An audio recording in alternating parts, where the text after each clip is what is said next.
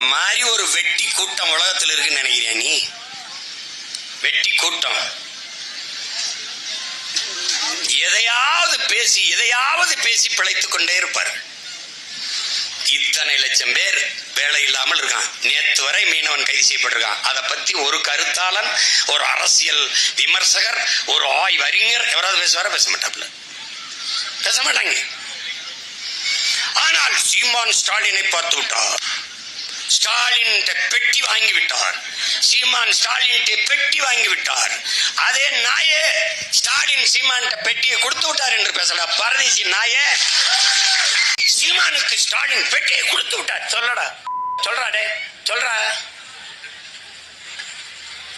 எதையாவது பேசி திங்கிறது. எதையாவது நாங்க விவசாய குடும்பத்தில் இருக்க விதைக்கும் போது கூட 10 கையை விதைப்போம். ஏன்?